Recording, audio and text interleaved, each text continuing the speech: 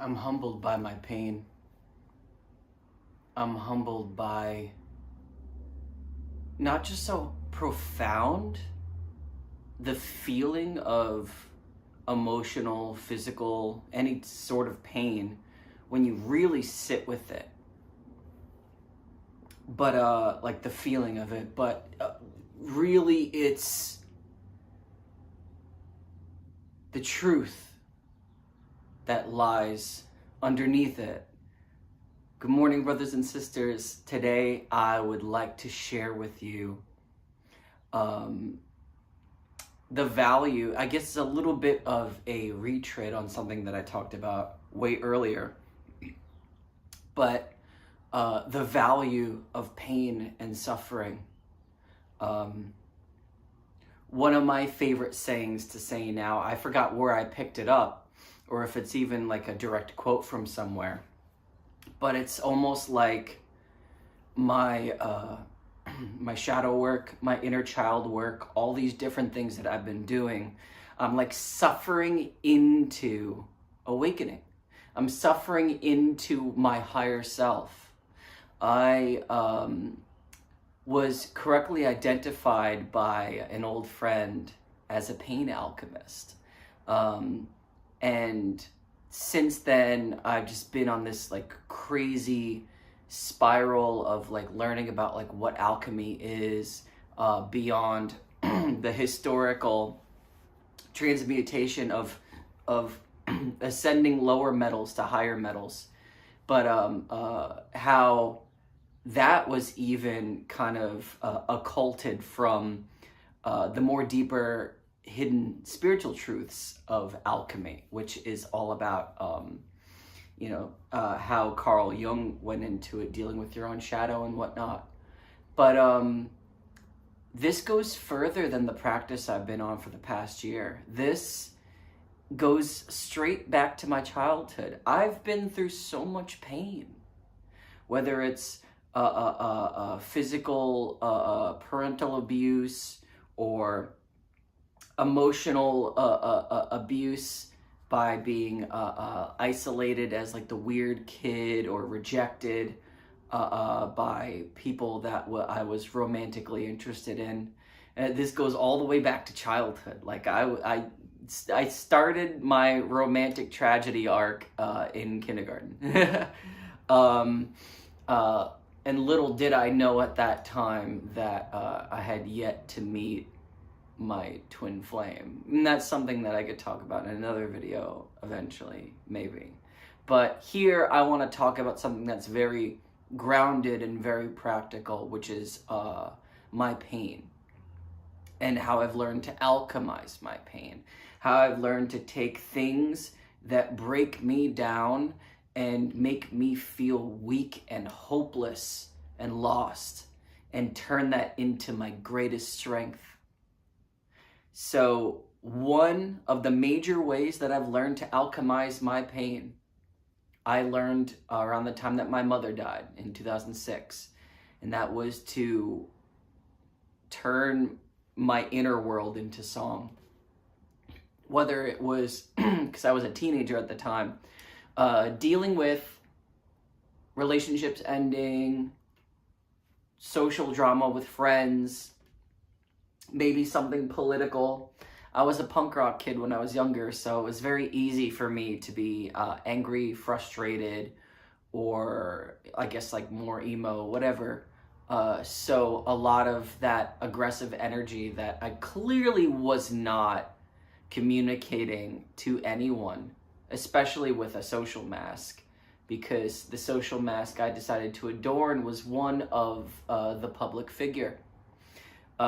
Something that maybe a lot of you that don't know me, who might just be getting to know me through these videos, could be like, I wonder if this is really who he is, or he's just, playing a role to kind of get, I don't know, the attention he's looking for. And checking in with ego, I'm sure that element is still there, obviously. We all want to be heard. We all want to be accepted. We all want to be loved. We all want to feel like we're a part of something bigger than just us. which traditionally is community. But I think that when you strip away a lot of these layers that we like to wrap ourselves in for comfort, and just allow yourself to feel the pain of being, of crying out and no one hearing you, and feeling alone, feeling so alone, is the beautiful thing about psilocybin, is that mushrooms will not let you not look at your shit. It's one of my favorite things about my annual trips, is that I get to absolutely, without any control over the trip whatsoever, just be driven into the deepest, darkest, most intense therapy session with myself. And I think because of the benefits, because there's benefits too, like we all have good days and bad days, but the good days that I've been having are so insane. Like I've never, like, because I'm a bit of an introvert, I've never been the type of person to dance, randomly, or, I'm a singer and obviously performer, so of course, like, I would dance on stage, but, like, I always had compartmentalized the different parts of me, or the different versions of me, into different scenarios. Set and setting. What's the most appropriate version of me to show up for this moment? And I still, for the most part, think that way. But now, like, and maybe this is just coming from someone that has been so emotionally guarded their whole life because of all the pain. Now, sitting with my pain, allowing myself to feel this pain, and just how profound it is, and it brings me to tears, how much power is in that pain. My emotions are free. And it's a crazy feeling, because I feel like unbounded. Like, everything that I've ever experienced in this life was almost done on autopilot. And even my autopilot moments now, there's like an element of mindfulness to it. I could chalk it up to all the practices I've been doing, the daily yoga, the daily meditations, the daily journaling. But it's just, none of this was a goal. Like, yeah, I want to be more whole, or I want to, like, try to heal elements of my past, but I don't know what that's going to look like on the other side. I just know that it's something that I want to face. And I'm the type of person that likes to be challenged. And when a challenge is brought to me, I like to try to rise up as my best self to possibly meet the occasion and overcome it. It's one of my favorite things to do. It's why I like songwriting, because songwriting, not only are you expressing yourself creatively, but when something really hits, you're like, damn, that's really good. And you could easily fall into not wanting to share that thing because you think you've reached your peak, or like, can I ever do this again? Or, I'll put something else out until I have the audience for it. But that's just such a limiting thing. And that's how you lose it too, is when you try to cling to it. I almost feel like the way that I'm describing pain could be conflated with clinging to it. But I'm not insinuating that at all. It's almost the opposite. It's releasing it. Allowing yourself to really sit with Here's one way that we all feel pain every single day, emotionally. And that's through boredom. When was the last time that you let yourself actually feel boredom? Like sit with it. Am I bored right now? Yeah, I'm bored. Huh. Now what? What is this boredom? Why does it feel this way? I feel like I should be doing something. why do I feel like I need to be doing something? Is this not doing? So that's the thing, is like just deconstructing it mentally, or just silently sitting with it, breathing and feeling the boredom. But I have many, many years of physical and emotional pain that I've been uprooting through my shadow work. And so I don't need to create new scenarios that put me in pain or allow me to face pain. When it's all in me already, it's all there, and all I gotta do is just dig it up. And that's why my favorite practice right now is my shadow work, because my shadow work, you know, through active imagination, through certain meditations and whatnot, is putting me in direct, like face-to-face contact with pain that has been there, that has been stored away in my body somewhere, that maybe I thought that I mentally overcame it. And at the time I probably did, but I did it in a more survival, you know, push it down and move forward, be strong kind of way, instead of allowing myself to fully break and then pick up the pieces. So this was like a relearning to break, allowing myself to, knowing that, and the only reason why, so I decided to try this, and I didn't really know it was going to happen, but a lightness eventually, after like months of doing this, like allowing myself to feel my pain, allowing myself to sit with my sorrow and my sadness. And because the biggest mask that my inner pain has been wearing and masking arrayed with is anger. And anger is my family trauma. Anger exists as the surface level response in almost every person in my family, and I am no exception.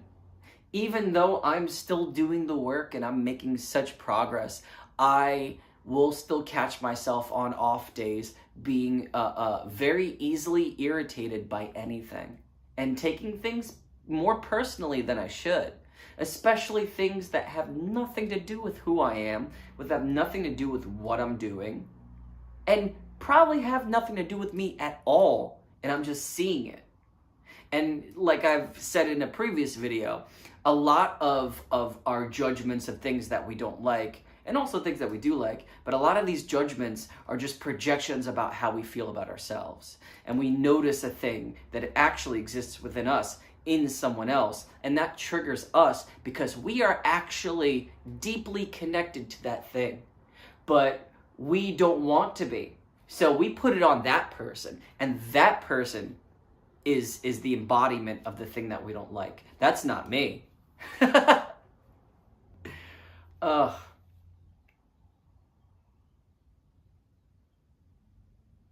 Our pain can teach us things that nothing else can. My pain has taught me to not just be strong in the physical way and, you know, be strong in the face of disaster, but that there's things that I don't normally or regularly address. And the pain is almost like pointing to that thing, like, hey, you feel a thing about this. You should look at that. You should try to understand why you feel that way. Or if you don't want to try to understand how you feel, because like the deconstructing thing could become, you can fall into circular logic very easily, just be with it. Because all the aspects of who we are, most of it isn't calling for action, but it is calling for attention. And I think that once you give something attention within you that's arising, without giving a reactionary response. I think that's what a true mindfulness practice is. I think that's what it looks like in action. Just watching yourself. Just watching how you feel. And it's very hard for someone like me that has an internal dialogue running almost all the time to not identify with the voice inside my head. I've been able to almost dissociate in a certain way from my thoughts and just allow my thoughts to come in like clouds, and I can watch them like clouds. And I'm starting to get that way now with my emotions, where an emotion will come up and I can just witness it. But I think because these are habits that are very deeply rooted, it's going to take a lot more than just watching them or learning how to watch them for a little bit to overcome them.